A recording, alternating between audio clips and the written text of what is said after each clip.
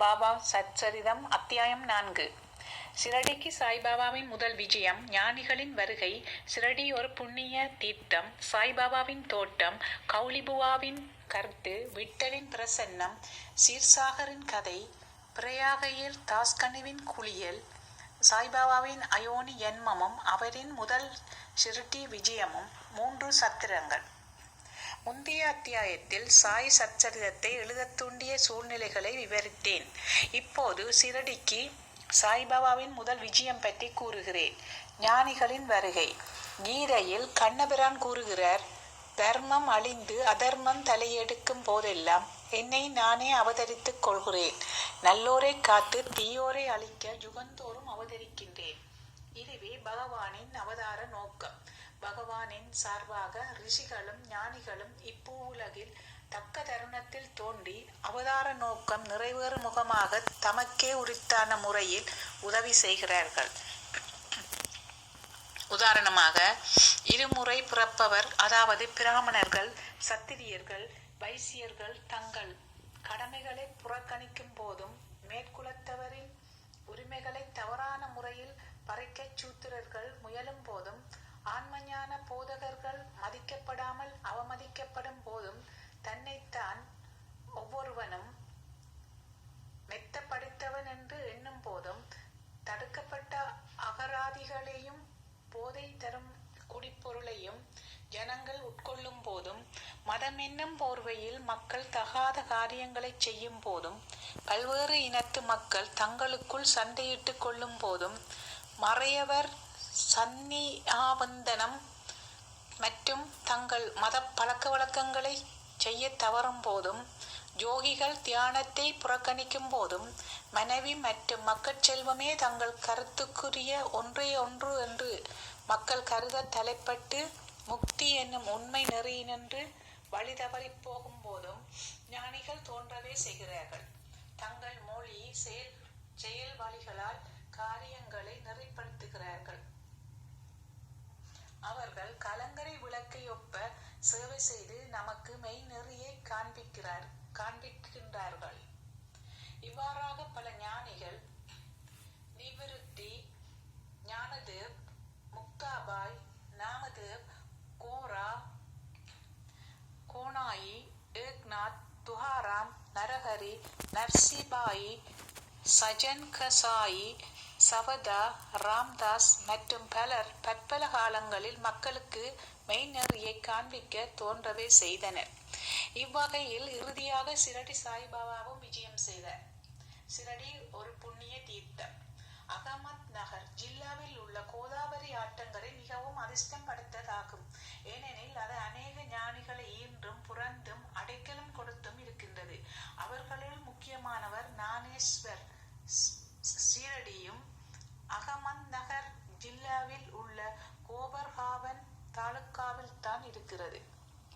கோபர்காவனில் உள்ள கோதாவரி ஆற்றை கடந்தவுடன் நீங்கள் சிரடிக்குள்ள வழியை அடைகிறீர்கள். 9 மைல்கள் சென்றதும் நீம்காவன் அடைகிறீர்கள். அவ்விடத்தினின்று சிரடி தெரிகிறது. கிருஷ்ணா ஆற்றங்கரையில் உள்ள கனகாபூர், நரசிங்கவாடி, ஔதும்பர் போன்ற மற்ற புனித சேத்திரங்களைப் போன்று சீரடியும் அறிமுகமானதும் புகழ் பெற்றதும் ஆகும். தாமாஜி செழித்து விளங்கியதும் ஆசீர்வதித்ததுமான பண்டரிபுரத்துக்கு அருகில் உள்ள மக்கள் வேடாவை போன்றும், சமர்த்த ராம்தாஸ் சஜ்ஜன்கட்டில் விளங்கியதைப் போன்றும், நரசிங்க சரஸ்வதி நரோபாச்சிவாடியில் விளங்கியதைப் போன்றும், சாய்நாத் சீரடியில் செழித்து விளங்கி அகுதை வாழ்த்தினர். சாய்பாபாவின் சத்வ குணரூபம். சாய்பாபாவினால் சிரடி முக்கியத்துவம் பெற்றது. சாய்பாபா எத்தகைய பண்புள்ளவர் என்பதை காண்போம். கடப்பதற்கு மிகவும் கடினமான இக வாழ்வை அவர் வென்றார். சாந்தி அல்லது மன அமைதியே அவரின் அணிகலன், விவேகத்தின் பெட்டகம். அவர் வைணவ அடியார்களின் தாயகமாவார். அவர் கர்ணனை ஒப்ப வள்ளல்களுள் எல்லாம் தலை சிறந்த வள்ளலாக விளங்கினார். சாராம்சம் அனைத்தினின்றும் பெற்ற சாராம்சமாகவும் இருந்தார். அவருக்கு அழியும் பொருட்கள் மீது ஆசை இல்லை. அவருடைய ஒரே ஈடுபாடான ஆன்ம உணர்விலேயே எப்போதும் கவரப்பட்டார். இவ்வுலக பொருட்களிலோ அல்லது இவ்வுலகத்தை கடந்தவற்றிலோ அவர் மகிழ்ச்சி அடையவில்லை. அவரின் அந்தரங்கம் ஒரு கண்ணாடி போன்று தூய்மையானது. அவரின் மொழிகள் எப்போதும் அமுதத்தை பெய்தன. பணக்காரர் ஏழை யாவரும் அவருக்கு ஒன்றே. புகழ்ச்சி இகழ்ச்சி இவற்றை அவர் அறிந்திருக்கவில்லை அல்லது மதிக்கவில்லை. அவரே எல்லா உயிர்கட்கும் இறைவன் ஆவார். அவர் சரளமாக பேசி அனைவருடனும் பழகினார். நடிப்பையே தொழிலாக கொண்ட குமரிகளின் நடிப்பையும் நாட்டியத்தையும் கண்டார். கஜல் அதாவது தெம்மாங்கு பாடல்களை கேட்டார். ஆயினும் இம்மியளவும் சமாதி நிலையிலிருந்து அவர் விலகவில்லை. அல்லாவின் நாமம் எப்போதும் அவர் நாவில் இருந்தது. இவ்வுலகம் விழித்திருக்கும் போது அவர் தூங்கினார். இவ்வுலகம் தூங்கும் போது அவர் சுறுசுறுப்பாய் இருந்தார். ஆழ்ந்த கடலையொப்ப அவர் மனம் அமைதியாய் இருந்தது. அவரது இருப்பிடம் தீர்மானிக்க இயலாததாய் இருந்தது மற்றும் அவர் செய்கைகள் நிச்சயமாக புரிந்து கொள்ள இயலாததாய் இருந்தது. அவர் ஓரிடத்தில் வாழ்ந்தார். எனினும் இவ்வுலகின் நடவடிக்கைகள் அனைத்தையும் அவர் அறிவார். அவரின் தர்வார் கவர்ச்சிகரமானது. தினந்தோறும் நூற்றுக்கணக்கான கதைகளை திருவாய் மலர்ந்தார். ஆனாலும் மௌன விரதத்திலிருந்து இம்மியளவும் பிறளவில்லை. மசூதியில் உள்ள சுவரின் மீது எப்போதும் சாய்ந்து கொண்டிருந்தார். அல்லது காலை மதியம் மாலை இவ்வேளைகளில் லெண்டி அதாவது பூந்தோட்டம், சாவடி, சைனாரை ஆகியவற்றை நோக்கி நடந்து கொண்டிருந்தார். எப்போதும் ஆன்ம உணர்வில் கருத்துள்ளவராகவே இருந்தார். சித்தராயினும் சாதகரைப் போன்று நடித்தார். அவர் எளிமையாகவும் தாழ்மையாகவும் அகங்காரமற்றும் இருந்து எல்லோரையும் மகிழ்வித்தார். இவரே நமது சாய்பாபா. சிரடி மண் சாய்பாபாவின் திருவடிகளால் மிதிக்கப்பட்டதால் அசாதாரண முக்கியத்துவம் பெற்றது. ஆலந்தியை ஞானேஸ்வரும் பைடனை ஏக்நாத்தும் உயர்த்தியதையொப்ப சிரடியை சாயி உயர்த்தினர். சிரடியின் புல்லின் அரும்புகளும் கற்களும் ஆசீர்வதிக்கப்பட்டவைகள். ஏனெனில் அவைகள் எளிதாக சாயியின் திருவடிகளை முத்தமிட முடியும். திருவடி தூளிகளை தமது தலையில் ஏற்றுக்கொள்ள முடியும். நமது அடியவர்களுக்கு சிரடி மற்றுமொரு பண்டரிபுரம், ஜெகந்நாதம், துவாரகை, காசி, ராமேஸ்வரம், பத்ரி, கேதாரம், நாசிக், திரையம்பகேஸ்வரம், உஜ்ஜயினி, மகாகாலேஸ்வர் அல்லது மகாபலேஸ்வர கோகர்ணம் போன்று ஆகியது. சீரடியில் சாய்பாபாவுடன் தொடர்பு கொள்வதே நமது வேதமும் தந்திரமும். அது இவ்வுலக உணர்வை தனித்து தன் உணர்வை எளிதில் வழங்குகிறது. சாய்பாபாவின் தரிசனமே நமது யோக சாதனம். அவருடன் பேசுவது நமது பாவங்களை கழித்துற செய்யும். அவரின் திருவடிகளுக்கு நறுமண எண்ணெய் தேய்ப்பதே நமது திருவேணி பிறையாகை நீராடல். அவரின் திருவடி தீர்த்தத்தை அருந்துவதனால் நமது ஆசைகள் அற்றுவிடும். அவரின் ஆணையே வேதம். அவர் உதியையும் அதாவது திருநீட்டு சாம்பல் பிரசாதத்தையும் உன்னலே எல்லாவற்றையும் தூய்மையாக்கும். நமது ஆறுதல் அளித்த அவரே நமது கிருஷ்ணர். ராமர் அவரே நமது பரபிரம்மம் அதாவது பரிபூரணத்துவம். அவர் தாமே மாறுபட்ட இருவினைகளுக்கு அப்பாற்பட்டவராய் தாழ்த்தப்படாமலும் உயர்த்தப்படாமலும் இருந்தார். எப்போதும் ஆன்மாவில் சத்து சித்து ஆனந்தமாக கவரப்பட்டார். அவரின் இருப்பிடம் சிரடியானாலும் அவரின் செயல் இலக்குகள் பரந்து பஞ்சாப், கல்கத்தா, வட இந்தியா, குஜராத், தக்காணம், கன்னடம் ஆகிய வரைக்கும் விரிந்திருந்தது.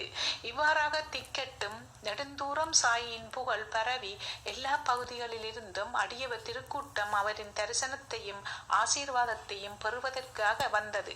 அவருடைய தரிசனம் ஒன்றினாலேயே மக்களின் மனம் சுத்தமாக இருப்பினும் இல்லாவிட்டாலும் கணத்தில் அமைதியடையும். பண்டரிபுர விட்டல் ரகுமாயியை சேவித்த அதே ஈடு இணையற்ற மகிழ்ச்சியை அவர்கள் பெற்றார்கள் என்றால் அது மிகையாகாது. இது போன்ற ஒரு அடியவர் சொல்வதை கேளுங்கள். கௌலிபுவாவின் பிரகடனம். ஏறக்குறைய 95 வயதுடைய கௌலிபுவா என்னும் ஒரு பக்தர் பண்டரிபுரத்துக்கு வருடந்தோறும் சென்று வருபவர். அவர் பண்டரிபுரத்தில் 8 மாதங்கள் தங்கினார். கங்கை கரையில் ஆடி மாதத்திலிருந்து கார்த்திகை வரை 4 மாதங்கள் தங்கினார். மூட்டைகளை சுமப்பதற்காக ஒரு கழுதையை தன்னுடனும் ஒரு சீடனை துணைவனாகவும் வைத்திருந்தார். ஒவ்வொரு ஆண்டும் தனது பண்டரிபுர விஜயத்தை செய்துவிட்டு ஷீரடிக்கு தான் மிகவும் அன்பு செலுத்திய சாய்பாபாவை பார்க்க வருவார். அவர் பாபாவை உற்று நோக்கி இவ்வாறாக கூறுவது வழக்கம்: இவரே ஏழைகளிடத்தும் தீனர்களிடத்தும் கருணை காட்டும் கடவுளான பண்டரிநாத விட்டலின் அவதாரம் ஆவார். கௌலிபுவா விட்டலின் முதிய அடியவர் பண்டரிக்கு அநேக முறை விஜயம் செய்தார். சாய்பாபா பண்டரிநாதரே என்பதை பிரகடனம் செய்தார். விட்டல் தாமே தோன்றினார். இறைவனது நாமத்தை நினைத்து கொண்டிருத்தலிலும் பாடுதலிலும் சாய்பாபா மிகவும் விருப்பமுள்ளவர். அவர் எப்போதும் அல்லா மாலிக், அதாவது இறைவனே எஜமானன் என்றார்.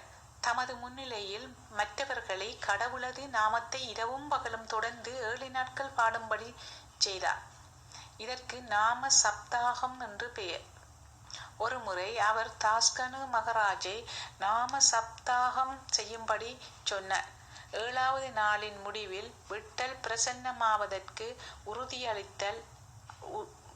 உறுதியளித்தால் தான் அதை செய்வதாக அவர் கூறினார். அதற்கு பாபா தமது நெஞ்சின் மேல் கை வைத்து நிச்சயம் விட்டல் பிரசன்னமாவார் என உறுதியளித்து, ஆனால் அந்த பக்தன் ஊக்கமுடையவனாகவும் பக்தியுடையவனாகவும் இருக்க வேண்டும் என்று கூறினார். டாகூர் நாட்டின் டங்கபுரி தகூர் விட்டலின் பண்டரி, ரஞ்சோடின் கிருஷ்ணனின் துவாரகை எல்லாம் இங்கே சிரடியில் தான் இருக்கின்றன. துவாரகையை பார்க்க எவரும் வெகு தூரம் செல்ல வேண்டியதில்லை. இவ்வாறாக அன்பாலும் பக்தியாலும் பக்தன் பொங்கிக் கொண்டிருக்கும் போதுதான் விட்டல் தாமே இங்கு பிரசன்னமாவார். சப்தாகம் பூர்த்தியானதும் விட்டல் கீழ்கண்ட விதமாக பிரசன்னமாகவே செய்தார். வழக்கம் போல குளித்து முடித்த பின் காகா சாஹேப் தீட்சித் தியானத்தில் அமர்ந்திருந்தார். அவர் ஒரு காட்சியில் விட்டலை கண்டார். மத்தியானம் பாபாவின் தரிசனத்துக்காக சென்றபோது பாபா ஐயமர அவரை நோக்கி, விட்டல் வாடில் வந்தாரா? நீர் அவரை கண்டீரா? அவர் விளையாட்டு பிள்ளை போன்றவர். அவரை உறுதியாக பற்றி கொள்ளுங்கள். இல்லாவிடில் நீர் சிறிதே கவனம் குறைவாக இருப்பினும் தப்பித்து விடுவார் என கூறினார். இது காலையில் நிகழ்ந்தது. மத்தியானம் மற்றொரு விட்டல் தரிசனம். வெளியிலிருந்து ஒரு காக்கர், அதாவது பொருட்களை கையில் எடுத்து சென்று வீதியில் விற்பவர், 25 அல்லது 30 விட்டோபா படங்களை விற்று கொண்டு வந்தார். தானேவின் ஓய்வு பெற்ற மல்லதார் பிவி தேவ் தனது ஆராய்ச்சிகளின் மூலம் நிரூபித்திருப்பது ஷிரடி பண்டரிபுர எல்லைக்குள் இருக்கிறது. பண்டரிபுரமோ துவாரகையின் தென்னக மையம் ஆதலால் ஷிரடியே துவாரகை என்பதாகும். சாயி லீலா சஞ்சிகை தொகுப்பு 14 எண் 1, 2, 3. மேலும் துவாரகையை பற்றிய ஸ்கந்த புராணத்தில் உள்ள மற்றொரு குறிப்பு கே. நாராயணன் ஐயர் எழுதிய பாரத வருஷத்தின் நிரந்தர சரித்திரம் என்ற நூலிலிருந்து, எந்த இடத்தின் கதவுகள் 4 வர்ணத்தார்க்கும், அதாவது பிராமணர், சஸ்திரியன், வைசிகன், சூத்திரன் 4 புருஷார்த்தங்களை தர்மம், அதர்மம், காமம், மோட்சம் நிறைவேற்றிக் கொள்ள திறக்கப்பட்டிருக்கிறதோ அதுவே துவாரகை என்று தத்துவ ஞானிகளால் அழைக்கப்படுகிறது என்பதாகும். ஷிரடியில் பாபாவின் மசூதியோ 4 வர்ணத்தாருக்கு மட்டுமின்றி நசுக்கப்பட்டோருக்கும், தீண்டத்தகாதவருக்கும், குஷ்டர்களுக்கும் திறக்கப்பட்டிருந்தது. ஆகவே அது துவாரகை என்று மிக பொருத்தமாகவே பெயரிடப்பட்டுள்ளது. அப்படம் காகா சாகேயின் காட்சியில் தோன்றிய உருவத்துடன் ஒத்து இருந்தது. இதை கண்டும் பாபாவின் மொழிகளை நினைவு கூர்ந்தும் காகா சாஹேப் தீட்சித் ஆச்சரியப்பட்டு மகிழ்ச்சியுற்றார். ஒரு படத்தை வாங்கி தனது பூஜை அறையில் வழிபாட்டுக்காக வைத்தார். பகவந்த்ராவ் ஷீர்சாகரின் கதை. பகவந்த்ராவ் ஷீர்சாகரின் கதை பாபா விட்டல் வழிபாட்டில் எவ்வளவு ஆர்வமுள்ளவராக இருந்தார் என்பதை எடுத்து காட்டுகிறது. பகவந்த்ராவின் தந்தையார் விட்டோபாவின் பக்தர். பண்டரிபுரத்துக்கு வருடாந்திர பயணம் செய்யும் பழக்கமுடையவர். தமது வீட்டிலும் விட்டோபாவின் உருவம் வைத்து அவர் வழிபட்டார். அவர் இறந்த பின் அவரது மகன் வருடாந்திர பயணம், வழிபாடு, ஸ்தாத்திரம் முதலியவை அனைத்தையும் நிறுத்திவிட்டார். பகவந்த்ராவ் சிரடிக்கு வந்தபோது பாபா அவரது தந்தையை நினைவு கூர்ந்து கூறியதாவது: அவரது தந்தை எனது சிநேகிதன், எனவே நான் அவரை இங்கு இழுத்தேன். அவர் நைவேத்தியம் படைக்காது விட்டலையும் என்னையும் பட்டினி போட்டார். எனவே அவரை நான் இங்கு கொணர்ந்தேன். அவருடன் வாதாடி வழிபாடு செய்ய வைப்பேன். தாஸ்கனுவின் பிரயாகை குளியல். கங்கையும் யமுனையும் சந்திக்கும் இடத்திலுள்ள பிரயாகை என்னும் புண்ணிய நதியில் ஸ்நானம் செய்வது மிகவும் பாக்கியமானது என்று இந்துக்கள் நினைக்கின்றார்கள். ஆயிரக்கணக்கான யாத்ரீகர்கள் குறிப்பிட்ட காலங்களில் புண்ணிய ஸ்நானத்திற்காக அவ்விடம் செல்கிறார்கள். ஒரு முறை தாஸ்கனு தான் ஸ்நானம் செய்வதற்காக பிரயாகை போக வேண்டும் என்று நினைத்தார். பாபாவிடம் அங்கனமே செய்வதற்கு அனுமதி வேண்டி வந்தார். பாபா அவருக்கு சொல்லிய பதில்: அவ்வளவு தூரம் போக வேண்டிய அவசியம் இல்லை. நமது பிரயாகை இங்கேயே இருக்கிறது. என்னை நம்பு என்றார். அப்போது ஆச்சரியத்திலும் ஆச்சரியம். தாஸ்கனு தனது தலையை பாபாவின் அடிகளில் வைத்ததும் கங்கை, யமுனை ஆறுகளின் புனித நீர் பாபாவின் 2 கட்டை விரல்களிலிருந்து சீராக வெளிப்பட்டது. இவ்வாச்சரியத்தை கண்ணுற்ற தாஸ்கனு அன்பு, ஆழ்ந்த மரியாதை உணர்ச்சியால் பெரிதும் கவரப்பட்டார். அவர் கண்கள் நீரால் நிறைந்தன. அந்தரங்கத்தில் அவர் உணர்ச்சியால் உந்தப்பட்டார்.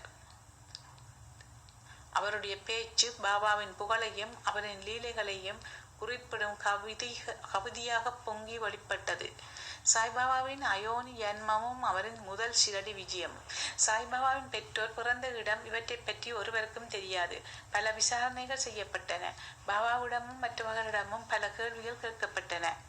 ஆனால் திருப்தியான பதிலோ செய்திகளோ இதுவரை கிடைக்கவில்லை. வழக்கத்தில் இவைகளை பற்றி நமக்கு ஒன்றும் தெரியாது. சாதாரண மனிதர்களை ஒப்ப நாமதேவர், கபீர் முதலியோர் பிறக்கவில்லை. அவர்கள் சிசுக்களாக முத்துக்களின் தாயினிடத்தில், அதாவது ஆற்றில் காணப்பட்டார்கள். நாமதேவ் கோனாயியால் விம்ராதி ஆற்றிலும், கபீர் தமால் என்பவரால் பாகீரதி ஆற்றிலும் கண்டெடுக்கப்பட்டார்கள். சாய்பாபாவின் விஜயமும் அதை ஒத்ததாகும். பக்தர்களுக்காக ஒரு வேப்பமரத்தடியில் 16 வயது இளைஞனாக தாமே முதலில் தோன்றினார். அப்போதே பிரம்ம ஞானத்தால் நிரம்பியவராக காணப்பட்டார். கனவிலும் இவ்வுலக பொருட்களின் ஆசை அவருக்கு இல்லை. மாயையே அவர் உதைத்து தள்ளினார். முத்தி அவர் தம் காலடியில் பணி செய்தது. சீரடியைச் சேர்ந்தவரும் நானா சோப்தாரின் தாயாருமாகிய ஒரு பாட்டி அவரை கீழ்கண்ட விதமாக வர்ணிக்கிறார். அழகும் சுறுசுறுப்பும் மிகுந்த சுந்தரமும் உடைய இவ்விளைஞன் முதலில் வேப்ப மரத்தின் அடியில் ஆசனத்தில் அமர்ந்திருந்தவாறு காணப்பட்டார். அக்கிராமத்து மக்கள் இத்தகைய இளம் வயது உடையவன் வெப்பத்தையோ குளிரையோ பொருட்படுத்தாது அத்தகைய கடின பயிற்சி பழகுவதை கண்ணுற்று ஆச்சரியத்தால் தாக்கப்பட்டனர். பகலில் ஒருவருடனும் பழகுவதில்லை. இரவில் ஒருவருக்கும் அஞ்சுவதில்லை. இவ்விளைஞன் எங்கிருந்து வந்தான் என்று மக்கள் ஆச்சரியப்பட்டு கேட்டுக்கொண்டனர். ஒரு சாதாரண கவனிப்பே அவன் மீது எல்லோரும் அன்பு கொள்ளும் அளவுக்கு அவனுடைய உருவாம்சங்கள் எல்லாம் அத்தகைய சுந்தரம் பொருந்தியதாக இருந்தது. அவன் ஒருவர் வீட்டுக்கும் செல்வதில்லை. எப்போதும் வேப்பமரத்தடியிலேயே உட்கார்ந்திருந்தான். வெளித்தோற்றத்திற்கு இளைஞனாக காணப்பட்டான். ஆயினும் அவன் செய்கையில் உண்மையிலேயே அவன் ஒரு பரமாத்மா என்பதை வெளிவிட்டன. அவன் வேண்டுதல் வேண்டாமையின் பருப்பொருளையும் அனைவருக்கும் ஒரு மர்மமாகவும் இருந்தான். ஒரு நாள் கண்டோபா கடவுள் ஒரு அடியவனிடம் சாமி பிடித்தது. ஜனங்கள் அவரை தெய்வமே, இவ்விளைஞனின் தந்தையார், அவன் எப்போது வந்தார் என்பதை நீ தயவு செய்து விசாரியும் என கேட்க துவங்கினர். கண்டோபா அவர்களை ஒரு மண்வெட்டி கொணரச் சொல்லி ஒரு குறிப்பிட்ட இடத்தை தோண்டச் சொன்னார். அங்கனமே தோண்டப்பட்ட போது செங்கற்கள் காணப்பட்டன. அதற்கடியில் சமதள கல் ஒன்றும் இருந்தது. இந்த கல் அப்புறப்படுத்தப்பட்டதும் ஒரு நிலக்கதவு தெரிந்தது. அதில் 4 சமயி 5 முக விளக்குகள் எரிந்து கொண்டிருந்தன. அது ஒரு நிலவறைக்கு அழைத்துச் சென்றது. அதில் ஜபமாலைகள், அவற்றை வைத்து ஜபம் செய்யும் பசுமுக உருவ பைகள், மரப்பலகைகள் முதலியவை காணப்பட்டன. கண்டோபா கடவுள் கூறியதாவது: இவ்விளைஞன் இங்கு 12 ஆண்டுகளாக பயிற்சி செய்தார். பிறகு ஜனங்கள் அவ்விளைஞனிடம் இதை பற்றி கேட்க துவங்கினர். அவன் அவர்களை திசை திருப்பி அது தன்னுடைய குருவின் இடம், குருஸ்தான் என்றும் அவருடைய புனிதமான வாதன் என்றும் அதை நன்றாக பாதுகாக்கும்படியும் வேண்டிக் கொண்டார். ஜனங்கள் அப்போது கதவை முன்பிருந்தபடியே மூடிவிட்டனர். அரச மரமும் அத்தி மரமும் புனிதமாய் இருப்பது போல் பாபா வேப்ப மரத்தையும் அதே அளவில் புனிதமாக கருதி அதையே பெரிதும் விரும்பினர். மகள்சாவதியும் மற்ற அடியவர்களும் அவ்விடத்தை பாபாவின் குருநாதர் சமாதியடைந்த இடமாக கருதி சாஷ்டாங்க சரணம் செய்தனர். 3 வாதாக்கள். 1. வேப்பமரம் இருக்கும் இடமும் அதை சுற்றியுள்ள இடமும் ஹரிவிநாயக சாதே அவர்களால் வாங்கப்பட்டு சாதேயின் ஸ்வாதா என்ற பெயரில் ஒரு பெரிய கட்டிடம் எழுதப்பட்டது. அங்கு திரண்ட புனித யாத்ரீகர்களுக்கு அது ஒன்றே தங்கும் இடமாயிருந்தது. ஒரு பார், அதாவது மேடை, வேப்பமரத்தை சுற்றி கட்டப்பட்டது. தங்கும் இடமும் படிக்கட்டுகளுடன் அமைக்கப்பட்டது. படிக்கட்டுகளின் அடியில் ஒரு இருப்பிடம் இருக்கிறது. பக்தர்கள் அம்மேடையில் வடக்கு நோக்கி அமர்கிறார்கள்.